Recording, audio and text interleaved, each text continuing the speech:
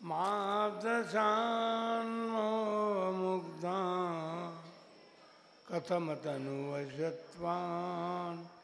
बुद्ध के शान्यजे सुगतमगधरं वा वागधीशं शिवं जितभवमभिवन्दे भासुरं श्रीजिनं वा।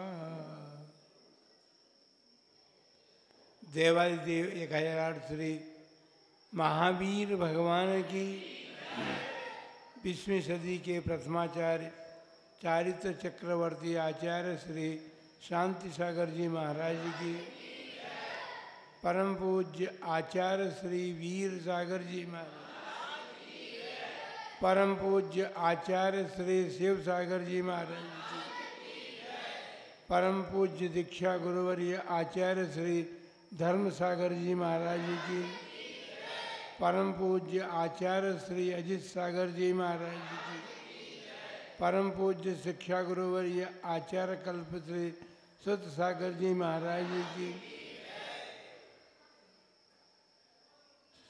श्रीमद् जैन धर्म की,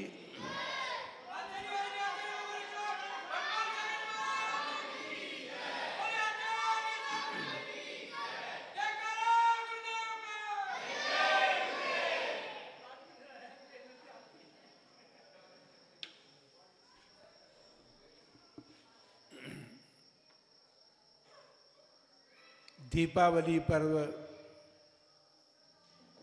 वर्षा योग के अंत में आया है, या यूं कहें कि साधुजन जब वर्षा योग की स्थापना करते हैं तो उसका समापन जो है उस दिन निर्वाण महोत्सव भगवान महावीर का होता है। भगवान महावीर वर्तमान में जैन धर्म के शासन नायक हैं, अंतिम तीर्थंकर हैं, और अंतिम तीर्थंकर भगवान महावीर स्वामी ने जो धर्म हमें अपनी दिव्य ध्वनि के द्वारा प्रतिपादित किया है, दिया है, उसका हम सब पालन कर रहे हैं। बड़ी प्रतीक्षा करनी पड़ेगी लंबी, 84,000 वर्ष के बाद हमें अगले तीर्थंकर मिलेंगे। जब तक तीर्थंकरों के द्वारा प्रतिपादित धर्म तीर्थ का अभाव रहेगा। वैसे तो सस्ता है, भगवान ऋषभदेव जो हमें प्राप्त हुए थे तो 18 कौड़ा कौड़ी सागर का काल बीत गया जब मिले थे, किंतु भगवान महावीर के बाद 84,000 वर्ष तक शासन काल तो भगवान महावीर का रहेगा, किंतु वैसा धर्म जो तीर्थंकर देव के द्वारा उनके काल में हमें प्राप्त होता है वह प्राप्त नहीं होगा। बंधुओं, आज दीपावली का महापर्व है। भगवान महावीर स्वामी ने जब निर्वाण प्राप्त किया था और निर्वाण प्राप्त करने के साथ ही वो उनका 5वां कल्याणक था, तो सारे चतुर्निकाय के देव जो है उस निर्वाण कल्याणक को मनाने के लिए आए थे। पार्श्वरा का सनदी भवन भी जो है ऐसा लग रहा था, पावपुरी तो बनी हुई है और देवताओं से भरा हुआ था। इतनी संख्या में उपस्थिति निर्वाण महोत्सव में होना बहुत कठिन है। हमने देखे अनेक महोत्सव 55 चातुर्मास हो चुके हैं, लेकिन निर्वाण महोत्सव मनाने के लिए इतने लोग नहीं रहते कभी भी। बंधुओं, आज के दिन निर्वाण महोत्सव मनाने के लिए देवतागण तो आए ही थे। उन्होंने अपना हर्ष प्रकट करने के लिए दीप महोत्सव भी मनाया था। दीपावली अर्थात दीपकों की पंक्ति उन्होंने लगाई थी और उसके साथ साथ हर्ष प्रकट करने के लिए वे मोदक लेकर के आए थे। मोदक को करने वाला, मोद हर्ष को कहते हैं। वह ये लड्डू तो बाद में चल गई बात, लेकिन मोदक शब्द है वो। और मोदक शब्द जो है हर्ष उत्पन्न करता है। आजकल की बात नहीं हम करते हैं, लेकिन पुराने समय में पारछोला वालों ने भी वो महोत्सव मनाया था यहाँ पर, जिसमें लड्डू ही लड्डू थे, मोदक ही मोदक थे।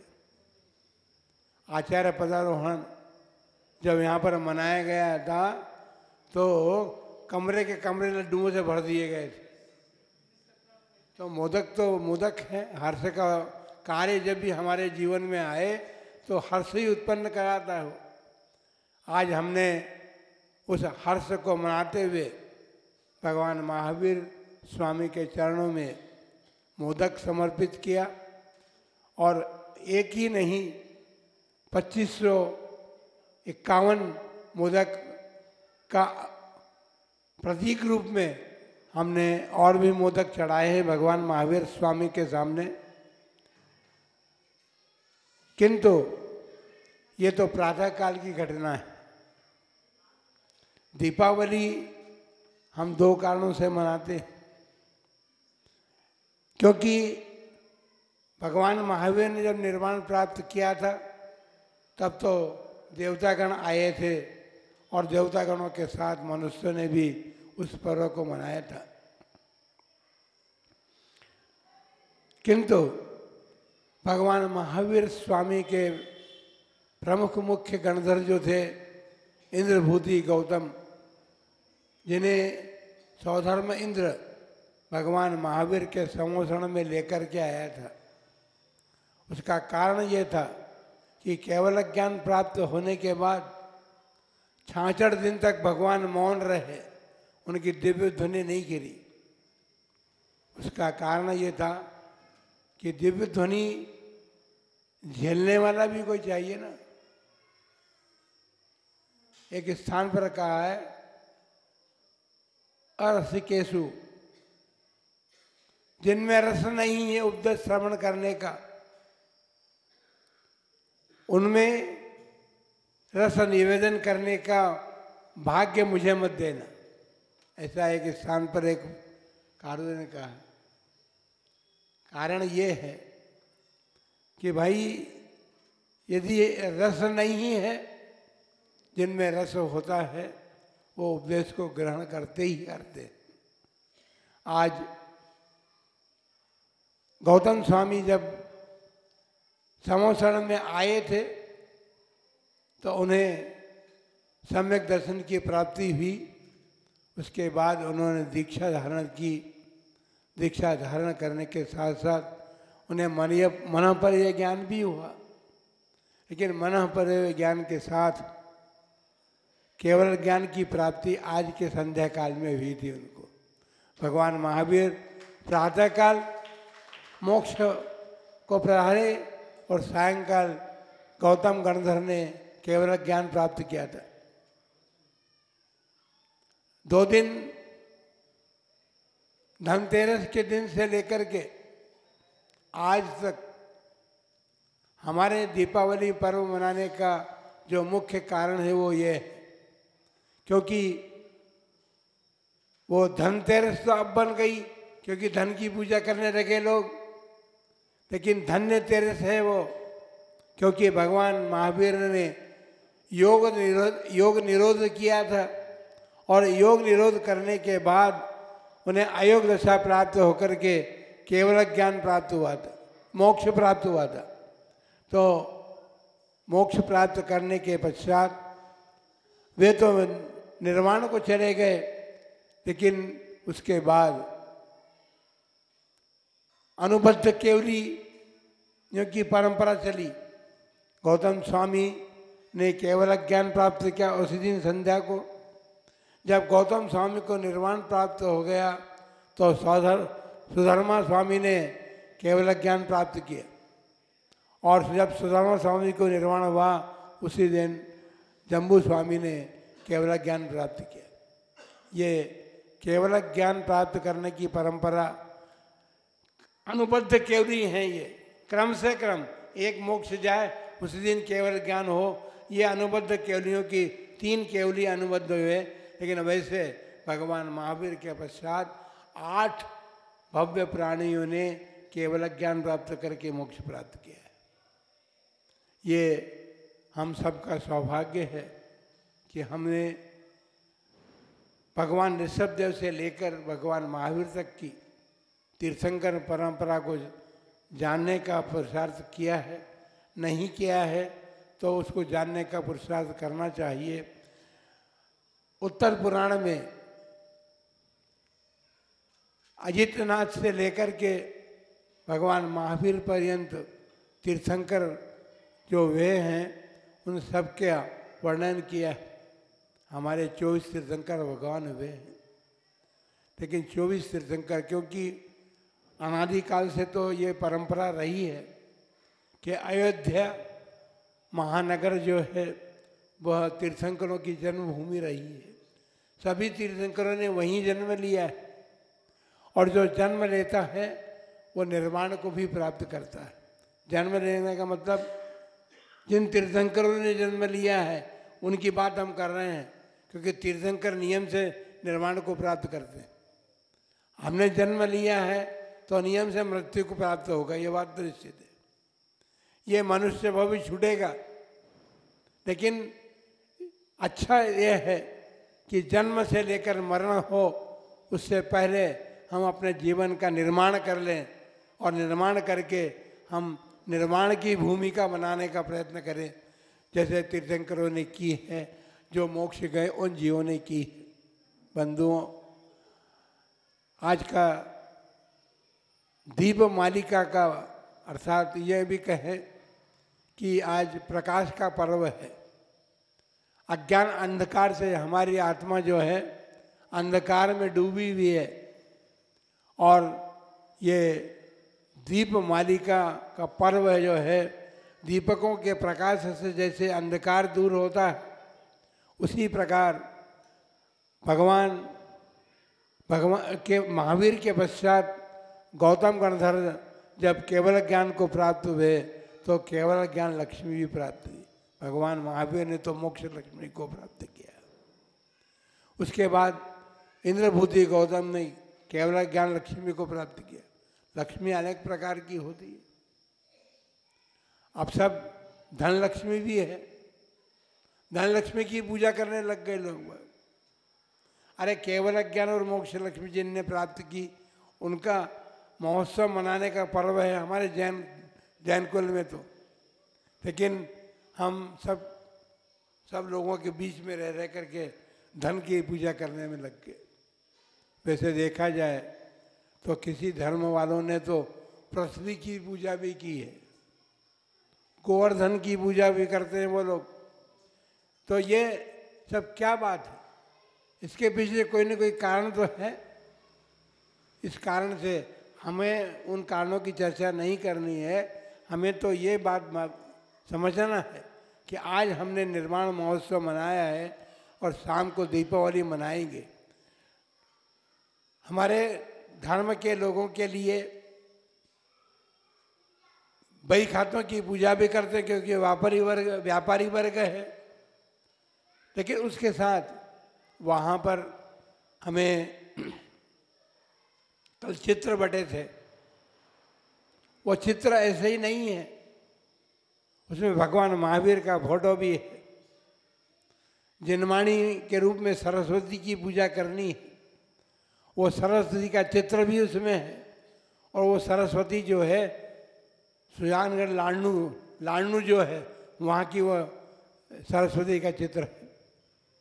इसी प्रकार गुरु पूजा का भी अवसर है, क्योंकि इंद्रभूति गौतम केवल ज्ञान को प्राप्त हुए तो महागुरु थे। तो इस प्रकार हमने आज का ये महा महोत्सव बड़े आनंदपूर्वक संपन्न किया है। आनंद इसलिए आया हमें कि पारसोला वासियों ने पंच कल्याण प्रतिष्ठा महोत्सव के बाद अनेक छोटे मोटे महोत्सव मनाए, लेकिन परम पूज्य प्रथमाचार्य चार्य चक्रवर्ती आचार्य श्री शांति सागर जी महाराज का 100वां आचार्य पद, जिसे शताब्दी महोत्सव के रूप में आपने मनाया है। हम एक रहस्य की बात आपको बता दें कि जिस दिन आचार्य श्री शांति सागर जी महाराज ने आचार्य पद ग्रहण किया था, उसी दिन जो क्षुल्लक अवस्था को प्राप्त थे वीर सागर जी महाराज, उन्होंने मुनि दीक्षा धारण की थी। और उसी दिन नेमी सागर जी महाराज जो बम्बई में थे, जिन्होंने पोदनपुर पूरी बनाया है, त्रिमूर्ति तीर्थ जो बनाया है, तो उन नेमी सागर महाराज ने भी उसी दिन दीक्षा ली थी। उसके अतिरिक्त राजस्थान में, खासकर मारवाड़ में, जिन्होंने मुनि धर्म की प्रभावना विशेष रूप से की, चंद्र सागर जी महाराज ने वो अलग अवस्था, अलग दीक्षा भी उन्होंने आज उसी दिन ग्रहण की थी और एक आरिका दीक्षा भी हुई थी। इस प्रकार उस दिन चतुर्विद संघ की स्थापना आचार्य महाराज के आचार्य पद होते हुआ था। मुनि, आरिका, क्षुल्लक या एलक और बने थे। इस प्रकार ये पर्व का दिन भी आपने मनाया है। आज निर्वाण महोत्सव के साथ साथ निर्वाण महोत्सव प्रतिवर्ष मनाते हैं और अनेक प्रसंग आपको आएंगे, लेकिन आज निर्वाण महोत्सव के साथ साथ एक और महोत्सव मनाने का संकल्प आप लोगों ने लिया है।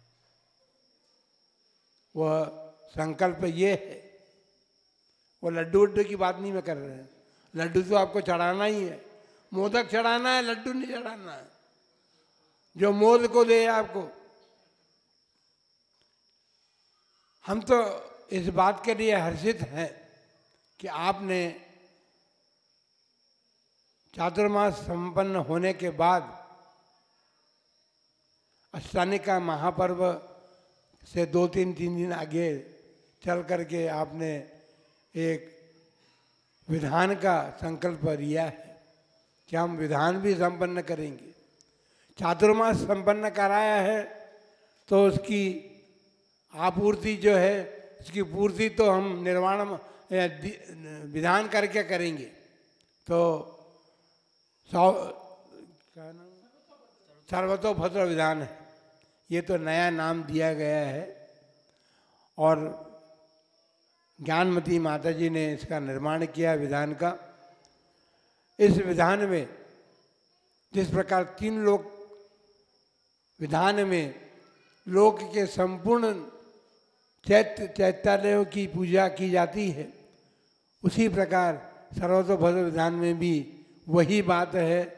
और उसका मंडल विधान जब बनता है तो 3 लोक के आकार में ही बनता है। अर्थात हम उस विधान के माध्यम से 3 लोक में जो आकृतिम चैत्यालय हैं और प्रत्येक आकृतिम चैत्यालय में 108 प्रतिमाएं विराजमान होती हैं।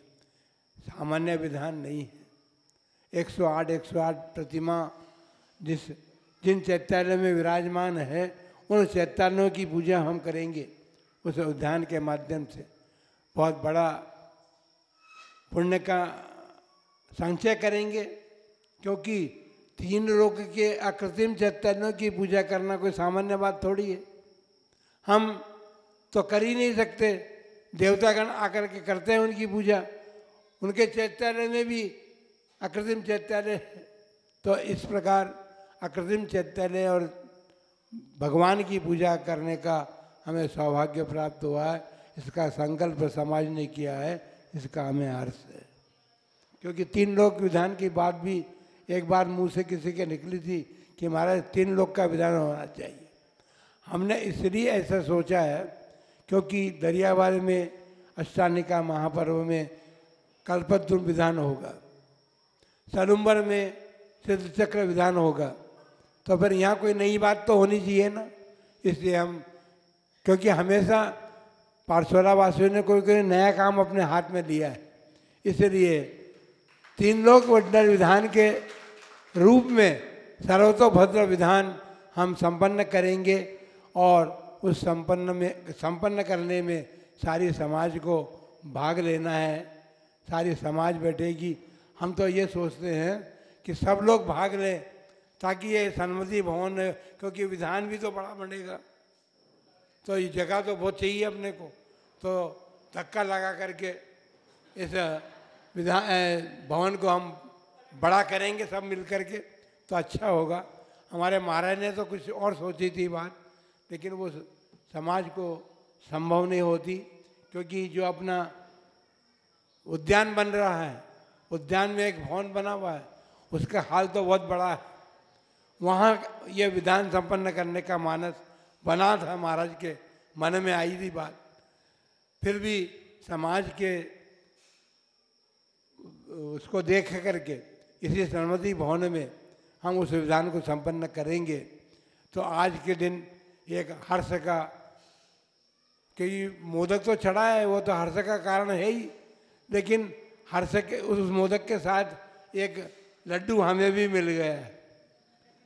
क्योंकि देखिए एक बात बता देते हैं हम कि आज प्रातःकालीन वेला में संघ ने अपना वर्षा योग समाप्त कर दिया, और वर्षा योग जो है 3.5 महीने का होता है, चातुर्मास 4 महीने का होता है।